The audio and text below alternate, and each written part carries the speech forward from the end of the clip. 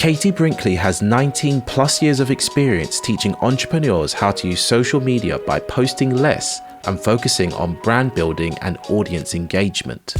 This episode, you will learn how to tailor your messaging to the right platforms and audiences, the importance of identifying where your target demographics spend their time online, how to build and maintain relevance by meeting customers where they are, how to evolve with changing trends in content and digital media, and you'll also learn how to use AI when making social media content.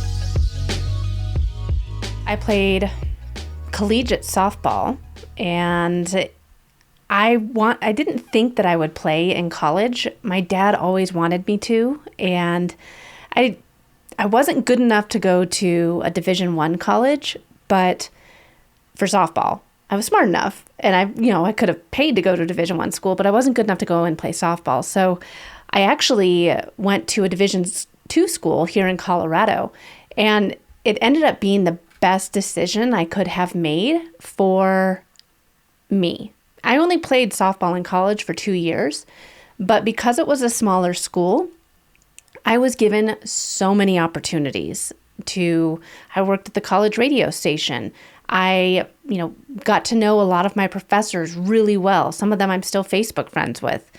I was able to get a scholarship, giving tours of the school. I was able to do so many things because I went to that smaller school. And at the time, like I said, I'm a huge University of Michigan fan, and I always thought I'd go to Michigan, but I wasn't good enough at softball to play D1. And so going to Fort Lewis in Durango was the best thing that I could have done for myself, my education, and my career. I graduated in 3.5 years and got to get out there and start living the dream earlier. And I definitely give my choice in colleges the reason behind that. And what made you kind of become such an active student in the university? Because a lot of people, when they go to college or university, their main goal is to get as drunk as possible and live that kind of lifestyle. But for you kind of were like, I'm going to get involved in this. I'm still going to do softball for a bit, and that kind of thing. What kind of made you want to be that type of student? Well, the fact that I was playing softball, you can't do drugs. I mean, you can't do, there's drug testing there. You can't go out and party every single night. I mean, during the off season, we definitely had a lot of fun, but during the season, you can't go out and party every night because you're playing softball for 4 hours a day, every day. You're traveling with your team. And I wasn't able to really get into the party scene that much. And one of the things for school is I say it like this, is I never really liked school, and so I wanted to be done with it. And so I took max credit hours. I took as many classes as I possibly could so that I could graduate early. I looked at classes that I could, quote unquote, double dip with and have it count towards this, this prerequisite and that prerequisite, because I wanted to just be done with school. And now, again, it saved me, half a year of college tuition, but I wanted just to be done with school, get my life started. I wanted to work in radio, and the sooner I could be done with school and just live in the dream, that was my biggest goal. Mm. And why do you think you were kind of in this state of not enjoying school? Was it just because you went to college because you felt like it was the right thing, or is it you got there and then realized, oh gosh, I want to be out of this. I want to get to the real main event of adulthood, which is, working? I know it sounds weird, but I always wanted to work. Even when I was younger, I started babysitting when I was 12. I started my first business when I was 15, and it was for window screens. I had my own window screening business. And then, I got a job at a coffee shop. I set my high school schedule so I was done with school at noon, and I could go work at the coffee shop until 4 before softball practice started, so I could still be making money. So I always had the desire to work, which now that I'm 40, I don't know what the big rush was, but I always wanted to have my own money to spend. I wanted to be able to buy my car. I wanted to be able to go out and do fun things. And I've always wanted to have that entertainment budget. And being in school, I was learning a lot of important things, but the biggest goal for me was to get out so I could start my job and start making money. Yeah, I mean, money is one of the most important things in life. You know, people try to say, oh, it's happiness, it's this, it's that, but you need money to survive, let's be honest. Yeah, to have a certain quality of life, you need to be able to make money. So coming out of college, what were the first kind of jobs you were looking at? And also, I forgot to ask, what were you even studying? Yeah. So, you know, what was shaping your career path at college, and what did you come out and do? I was a journalism major, and I wanted to be a sports journalist. And I landed that job right out of college. I was the post-game reporter for the Denver Broncos, the Colorado Rockies, the Denver Nuggets, obviously here in Colorado at a radio station called 850 KOA. Loved it. That's what I wanted to do when I grew up, and I landed my dream job essentially right out of college. But this was a while ago. And there was this thing that came out after my second year of working at the radio station called Sirius XM. And everyone in the radio industry panicked and said, oh my gosh, this is the end of radio. Who's going to want to listen to radio with commercials? Everyone's going to be paying for this satellite radio. And so a lot of people got out of radio. They moved into sales. They worked in television. They moved to marketing. And that's what I did, is I moved into marketing because I was like, well, this is the end of radio. I don't have any TV experience. I don't want to be a newspaper reporter. What if I go into marketing? And that's what led me out of my quote unquote dream job and into the world of marketing. Yeah, I tend to find a lot of intelligent people are obsessed with marketing because there's an element of psychology in it, but you also get that kind of creative element, which is the writing side of it, or the copy-based side of it. So I'm assuming from journalism into marketing, you had that transferable skill of being able to write in a way that's engaging and informative. Definitely. I think that with my background in journalism, the marketing position I moved into is I was the marketing manager for the Colorado Rockies TV station. It was still in sports. It was still writing. I was writing TV scripts. I was writing social media posts, doing billboard buys, and overseeing the creatives. And it was all still being really creative, using journalism. And then I still had my foot in the door for the sports world, which was my true passion of getting to be around sports all the time. Like I said, I grew up playing softball and soccer, and I loved sports. I still love sports. I've got season tickets for the Avalanche. I love sports. And if I couldn't be announcing them, having the opportunity to still work, marketing these teams was phenomenal. So I kind of like to say I had my first dream job, and then I kind of stumbled into my second dream job. Yeah, and give me an idea of the kind of landscape we're operating in. Is this when Facebook was big? Is this when Twitter was out? What's the kind of social medias we're working with at this time? Because I've had people on that worked in marketing and advertising back in the 70s and 80s, and they're like, oh man, you just buy a slot on TV or an ad in a magazine and you're good to go. But I'm guessing here, because you said social media, that there was a big social media of the time, or emerging technologies coming out at that time as well. Well, like I said earlier, I'm getting up there in age, and I'm a proud geriatric millennial. So this is people that are born between... That's a new title. It's an official title. I wish I was smart enough to think this up, but I don't know if I would have thought of geriatric. But essentially, people were born between 1978 and 1984 are titled this because we grew up alongside the internet. Like, I grew up playing Oregon Trail. I grew up in a world where we didn't have smartphones telling us what we were doing, and how, we weren't having to worry about online bullying and like meeting boyfriends or girlfriends online. We grew up with all of this technology. I still remember Napster and not having to pay for our music that we wanted to download and all that. So I think that I'm a proud geriatric millennial, and I appreciated when these social media platforms came out on how I could use them as a tool. So when I was in college, I worked at the college radio station, and one of the duties at the school was to get bands to send us their music for free. because we're a college radio station. And so we were writing all these handwritten letters, handwritten notes with like a manila envelope, sending them off and hoping people would send us their music back. And at the time, I was like, well, this seems like a giant time suck. There's this new social media platform named MySpace out, which is for musicians. What if I just start researching bands that I like that maybe are on the up and coming that just want to get their music out there and played on more radio stations? So I started reaching out to a lot of these bands on MySpace and getting all this music sent to the radio station. And the station manager said to me, he said, Katie, how are you getting all of this punk music, which is the music I was into at the time? How are you getting all this punk music sent into the station? And I was getting t-shirts and I was doing interviews, and I was like, oh, just MySpace.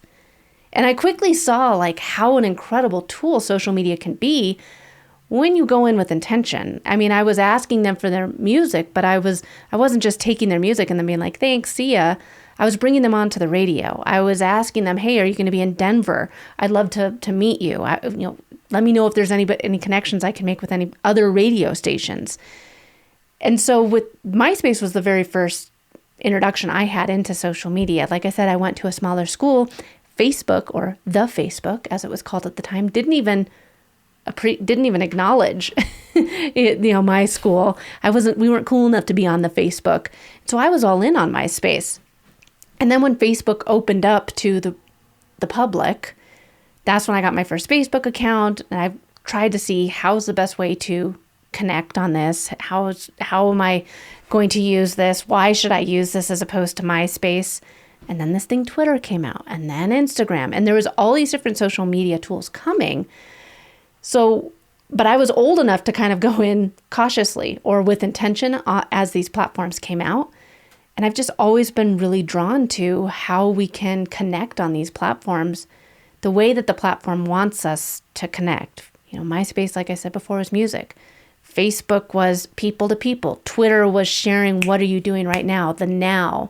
Instagram was sharing the pictures, and they all had a different purpose. So that's how I started navigating all of these, and my passion for social media really, really began. Mm-hmm.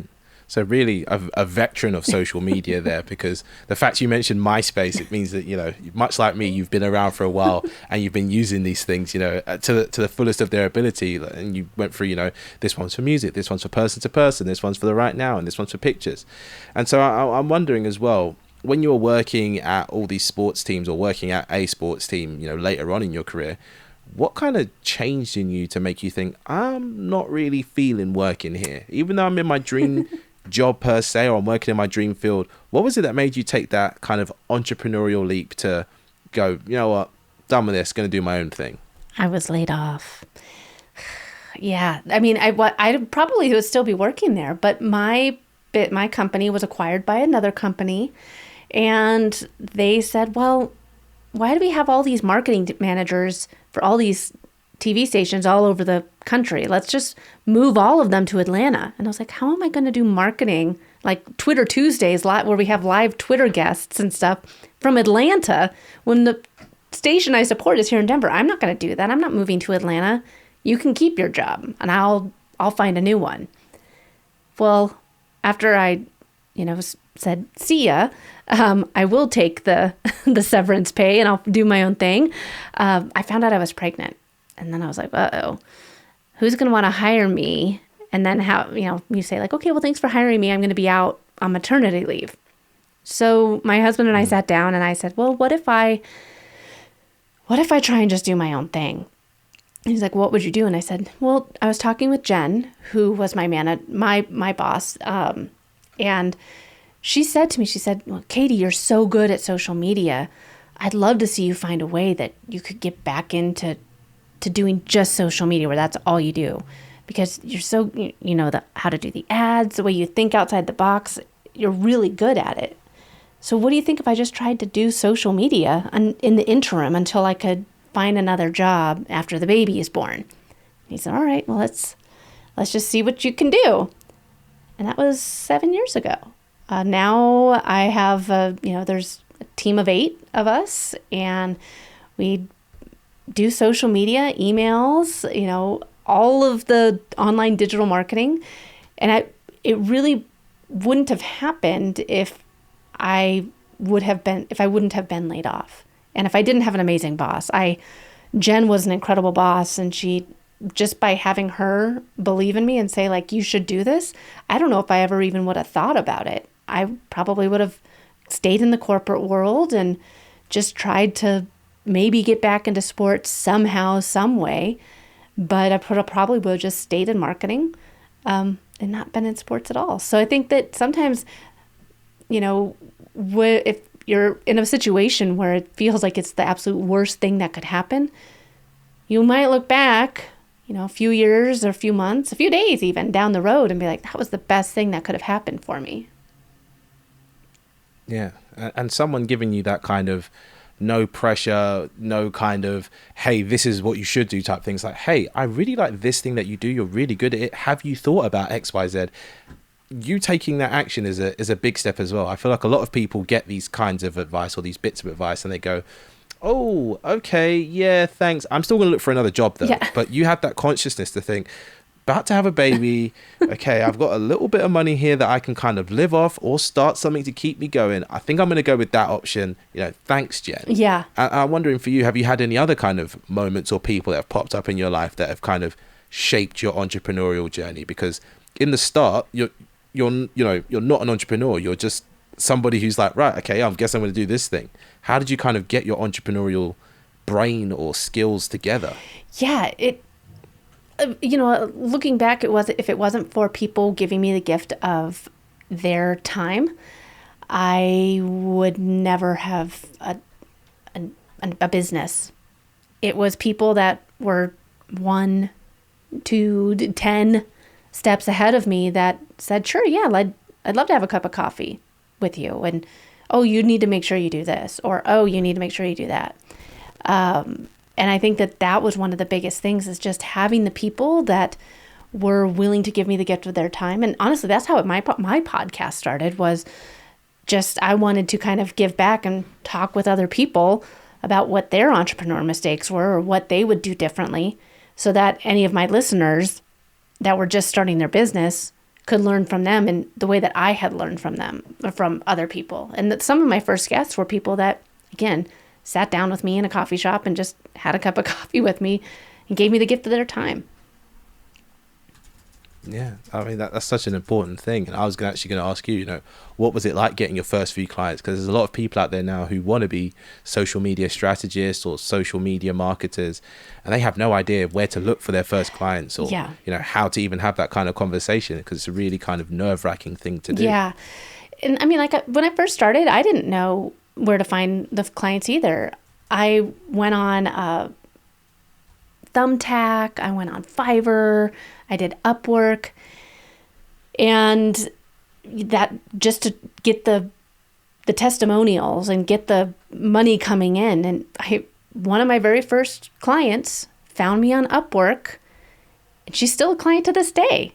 We've been together for almost 7 years now, and it's crazy, but she found me on Upwork back when I first started. And you have to do whatever you can just to try and kind of get your feet wet. And it taught me so much on good clients, bad clients, what type of people I liked to work with, what type of people I didn't like to work with. And it made a huge difference for me by just getting my feet wet using those kind of safe platforms where you can go in and you have people that you're going to get paid. Because that was another thing. It's the worst thing ever, having to chase money. So that's one thing that I made sure that in all my contracts, I'm never going to have to chase money. And how do we go about making sure that we're not chasing money? Like, how do we find those people that are going to pay either upfront or on time? What are the kind of qualities we're looking for in a person, and how do we ensure that's a mainstay in all the clients that we get on board? I think that there's something to be said about when you're finding, like, when you're talking to people, a sale is not all sales are necessarily good sales. Knowing who your ideal client is and expressing, like, okay, so this is how we operate. This is what to expect. This is what we do. that makes, and if they're on board with it, that makes it so much easier to do business. And neither one of you are surprised. I do think that there is something to be said about like trusting your gut. If something's not feeling right, it's probably not. And it's probably going to be a terrible client, and it's just going to end up being a headache to work with them.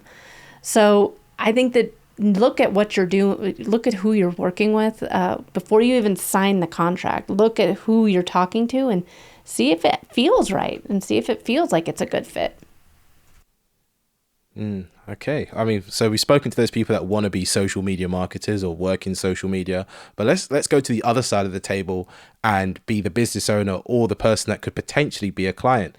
A lot of people have a lot of misconceptions around social media. They have a lot of kind of thoughts around social media that might not be true. And as someone who knows social media inside and out, I wonder if you can kind of dispel some of those myths, such as, oh, TikTok's the best social media, you should only use TikTok.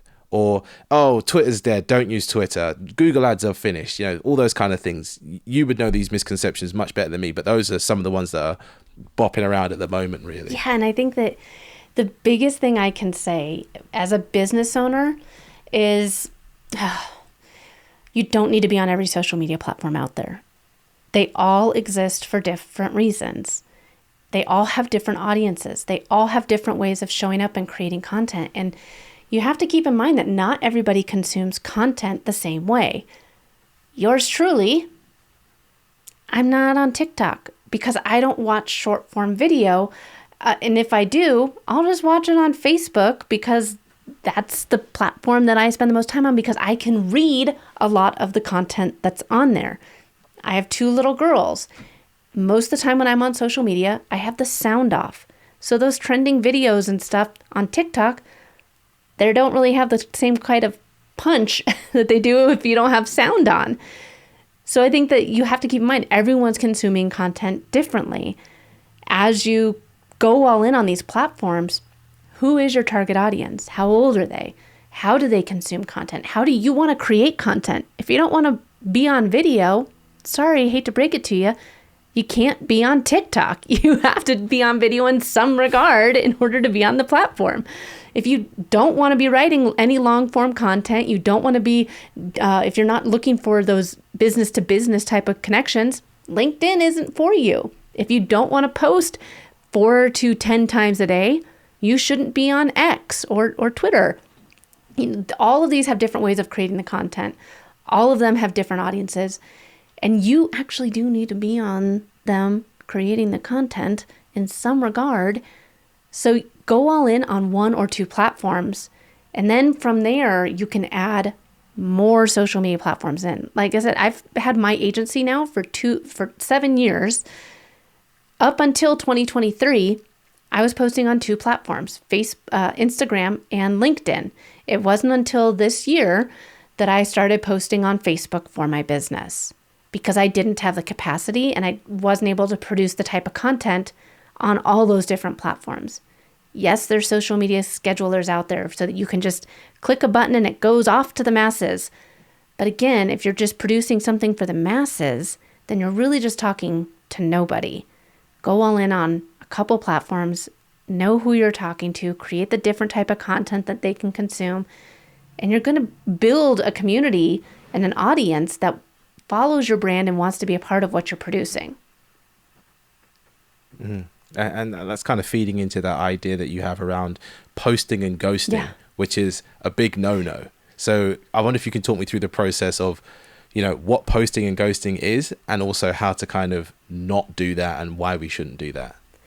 Yeah, like I said before, you do need to be on these platforms. That there's social media schedulers. And if you don't know what I'm talking about tools like Loomly or Hootsuite or Buffer or CoSchedule. And these schedulers are great because then you can batch your content and push it out there to make sure that stuff is getting posted to social media. But there's something to be said about when somebody leaves you a comment and you never answer them. Because somebody was inspired enough by the picture you posted, the graphic you shared, the article you wrote, that they decided to get both thumbs going on their little keyboard here and respond to what you said. They wanted to give you their 2 cents, whether it was, oh, I love this, or I actually don't agree. Whatever it is, they felt inspired enough by what you shared to take some of their time, which, let's be real, time is extremely valuable and precious. You should be in there responding to them. Answer them when they comment on your posts. And I share this story, but don't do what I did. But March of 2023 was really hard. I was kind of going through a social media burnout. Which when you have a social media agency, it's really hard to go through that. But I was burnt out. I couldn't bring myself to create any more content. And yes, I know I have a bunch of pictures I could share, but I didn't want to. I didn't feel like sharing anything that I thought or cared about or any tips that I had. I just didn't feel like it. I really relate to you about the whole burnout thing. I've actually been using something to overcome burnout, fatigue, and really improve my focus. It's called Magic Mind. And it's like a kind of power shot that you take one a day, and it's got like matcha in it, turmeric, rhodiola rosea, ashwagandha, a whole bunch of things that kind of help you with your focus. I've actually got a code for that, actually. It's Stringcast20. So if you go to magicmind.com, then use the code Stringcast20, then you'll get a 20% discount.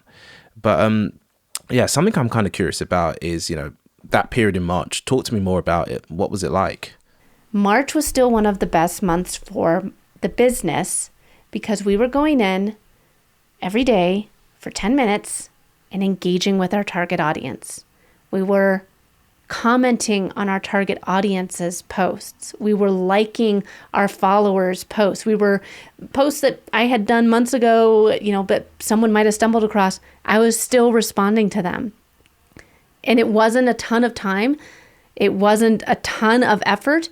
But for me just to go in, how often do we just waiting for a coffee? Do we open up our phone just to see what's happening on Facebook? Instead of just scrolling, what if you were to use that time, that 5 minutes while you wait for your coffee to come up, for new business? Just by, okay, well, I have 5 minutes here. I'm just going to go ahead and engage with this hashtag, all the posts in this hashtag. Even if nobody responds to you, nobody follows you, nobody signs up for your offer, you've kind of paid it forward. And hopefully, I can't tell you how many times I've commented on someone's post, they come over to my account and they're like, oh, I'm going to follow her, or they've commented on one of my posts. It's just such an easy thing to do. And that's the secret. That's what will move the needle for your business, because they're not just hoping on algorithms to put you out there in front of your target audience. You're going in, giving your 2 cents, helping them with the algorithm, and it's your target audience. So use your time on social media wisely, and it doesn't need to be all just for creating content. It can be for doing the outbound engagement and responding to people who are commenting on your posts. Yeah. And so is engagement the way that we turn like our social media followers into kind of clients and customers, or, build community like you were saying earlier? Is that the best way to do it? I 100% think so. Knowing who it is that you're talking to. Like I said earlier, if you're on 2 social media platforms and you know that your ideal, so for example, on Instagram, 82% of my followers are females between the ages of 35 and 44. I can post pink. I can share in my stories a picture of what it's like being a mompreneur or being a female business owner, because I know I'm talking to a lot of people who are like me. I know that I can share pictures of my kids or anything like that. But on LinkedIn, 60% of my audience are male CEOs. So they actually still work in the corporate world. I know that on LinkedIn, I can shift up my messaging just a little bit more for promoting my consulting services, promoting using our agency to do a social audit for your business. Where on Instagram, I might be promoting more of my course, or to sign up with us for like my content planner, anything like that, because it's a different audience. Know who it is that you're talking to. And then you have the opportunity to make fewer posts You can engage just with the people that with your target audience. You're not having to just be like, I hope this person sees it. I can go in and do hashtag mompreneur life and just go and engage with those posts. Or I can do hashtag Denver realtor or hashtag women who sell real estate and engage with their posts. So knowing exactly who it is that you're talking to makes doing the outbound engagement so much easier. Yeah. And we've been like really kind of deep into the kind of theory side of it, of selecting the right person, how to engage with them. But we haven't actually spoken about kind of social media posts and how to craft them. You touched on it briefly there about, I can use Pink, I can post about being a mum, but what are the kind of tools we can use to decide what type of content we're going to post and where? Obviously, we've covered, TikTok is video based. Instagram's a bit of a mixed media, and LinkedIn seems to be more text based. But, what is the meat of the content we're going to be making? How can we decide what that's going to be? I'm sorry to tell you, but you have to do all of it. You do. And it's like I said earlier, everyone consumes content differently. I said, I mostly read my social media posts, but at night, like last night, we went upstairs, my husband and I went upstairs, he was reading his book, and I went into the Facebook Reels rabbit hole. And, so I was watching video with the sound on. So, you have to be creating a variety of content. Everyone consumes it differently. So, for example, if Instagram is your platform, let's say, so for me, Instagram is my platform. On Mondays, I typically do a reel. And it's a reel maybe saying, 3 tools that help me save 5 hours a week. And I point at the screen with, Loomly, Capsho, and Flick or whatever. And then on day 2, on Tuesday, I'll do a carousel post saying, the one tool that saves my company over 40 hours a month. It does this, and it's a carousel post taking people about all the cool different features that Loomly can do for your business. So now I've made somebody aware that they have a problem. They want more time. Here's some tools that can help. Well, now if I brought any of those people in, now I can educate them. Well, this is how this one tool can really help you.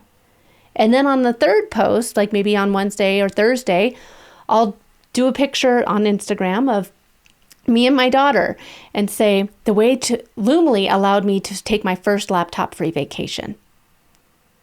And in it, it'll be a long story about how, as a small business owner first starting, you can work from anywhere, but that's the problem. You can work from anywhere. And it wasn't until I found this incredible tool that I was able, whatever, I'll share the story. I'm building my community. My audience can see themselves and their problems in me and my story.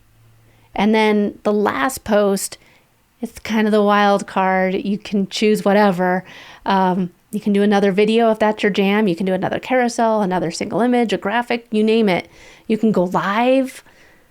But this is where you ask people to take action and actually leave social media to go one step further with you. Let's say I have a podcast episode all about how Loomly is an incredible social media scheduler. Listen to the whole podcast. I talked about it all week. Don't you want to know even more details on it?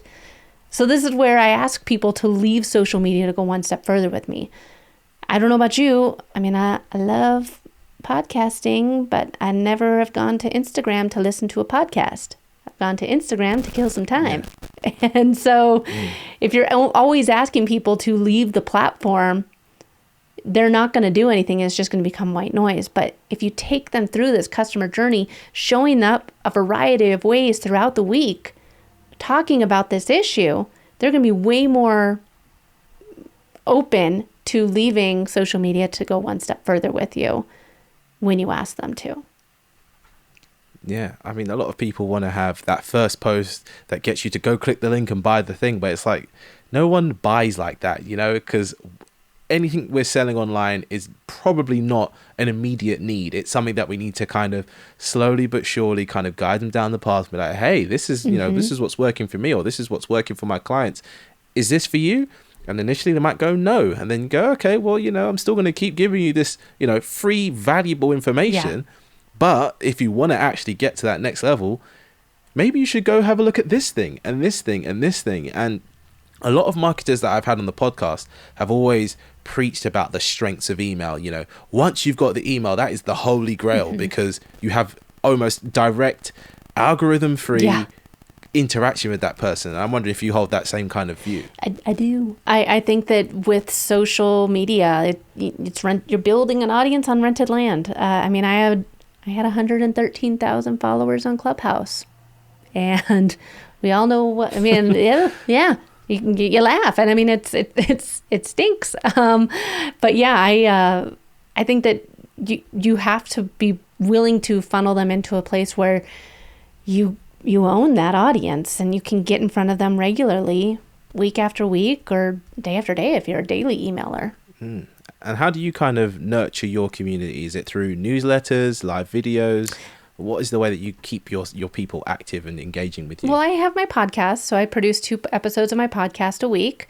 I go live on in my Facebook group once a week, and then I send out an email to my email list once a week. I try and check all the boxes of nurturing my audience, no matter how they want to consume content, whether it's by listening to me or watching me or reading me. It's try and check all the boxes. And talk to me about your podcast. So you've got your podcast, which is the Rocky Mountain Marketing Podcast. Yeah. And is that mainly focused around marketing, or is it kind of just entrepreneurship in general that's kind of going on over there? It's definitely, that's one of the nice things about having a podcast, right? Is that you can kind of choose the format. And when I first started it, it was a lot of entrepreneurship advice and what marketing works for Denver-based business owners. Season 2, I started opening it up and bringing in more digital marketing experts to pair into with the Denver-based business owners. And then Season 3 has been a huge shift of just having digital marketing conversations. And then for a guest interview, and then 1 episode every week is me talking about the latest social media trend or a social media tactic or social media strategy that we use. So it's definitely evolved. And that, like I said, it's one of the nice things about being the host of the show is that you can kind of choose how you want things to be. And about, I think, almost 250-ish episodes with this. And Sam, it's hard to sometimes keep going and finding the guests and everything, but it's one of the only things where I've never missed a week since I launched it. Like I said, March, I couldn't bring myself to create a social media post, but I still was able to produce my podcast.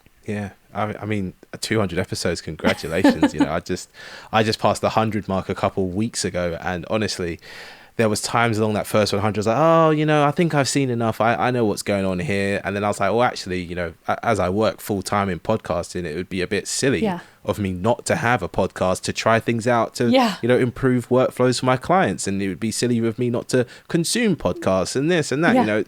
It's very strange to me how some people don't kind of, as they say, eat their own dog food, and they're not really aware of the trends. Everything they get is based off a post on social media or this or that. And it's like that hands-on experience is infinitely more valuable. And so I wonder, for you, as someone who's like hands-on with the social media as well as doing it for clients, what are some of the emerging trends you're seeing? What are things to watch out for, and what are things that are going to help us do better at social media in the future?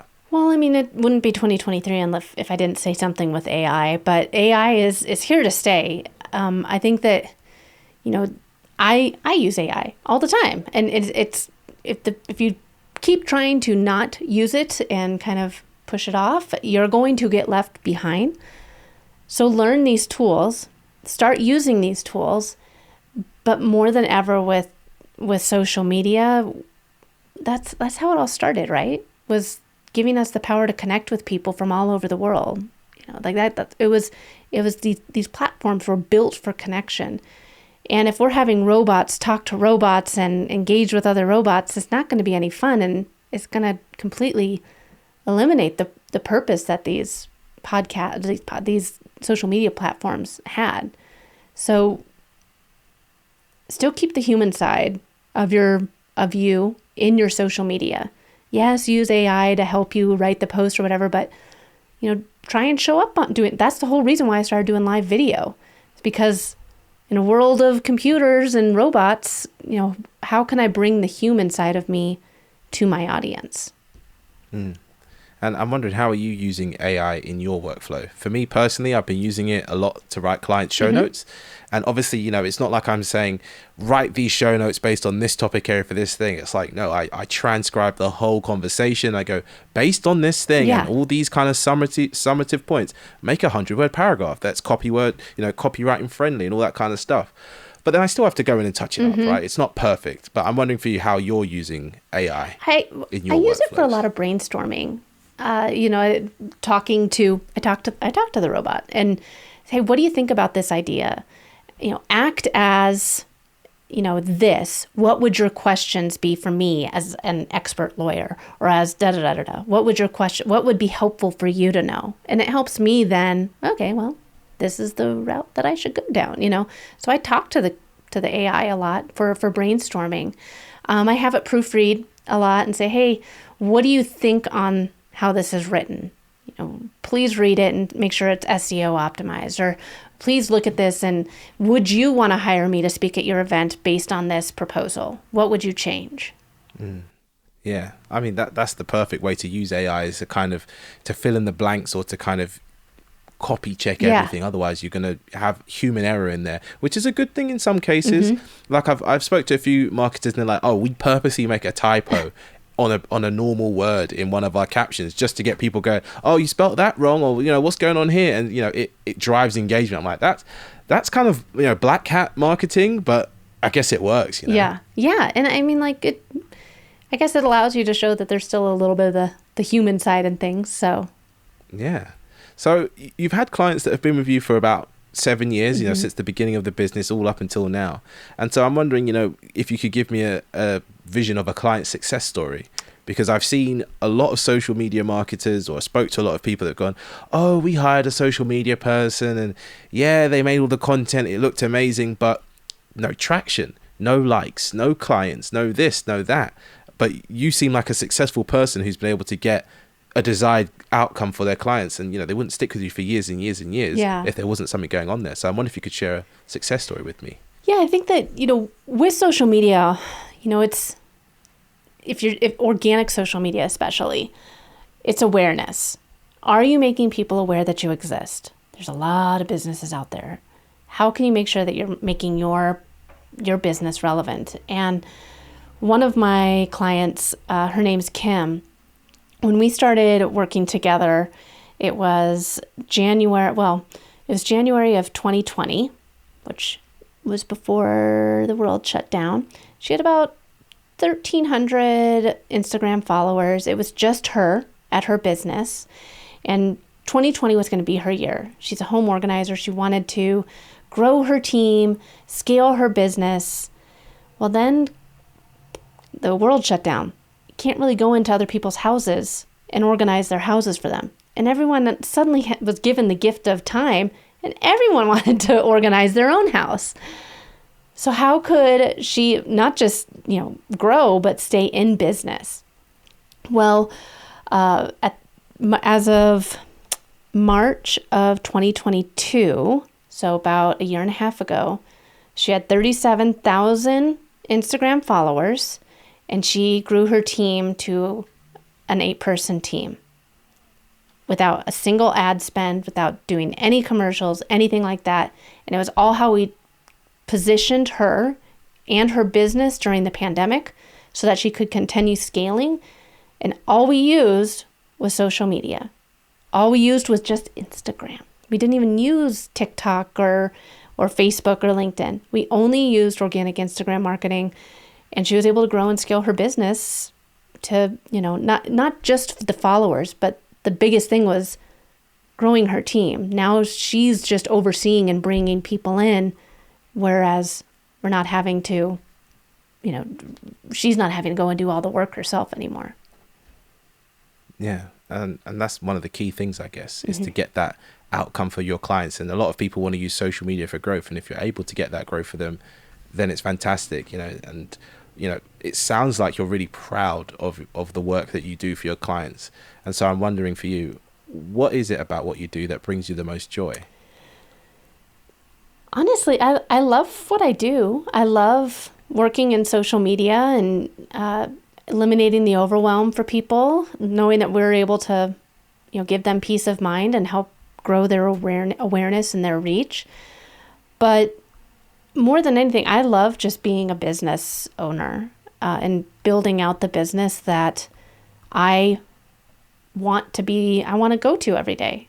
I want to be a part of. And when I'm tired of it, when I'm kind of checked out, I can go and hang out with my kids. I can go pick up my kids from school. I can volunteer to be a chaperone on their field trip because I've built the business that I want to have and I want to be a part of. Where can the people find you online? KatieBrinkley.com. That's the best place to find me, listen to the podcast, and get all my freebies. Thank you for listening to People Explained. New episodes come out every Monday. We would appreciate it if you gave us a review on Apple Podcasts and shared this episode with a friend.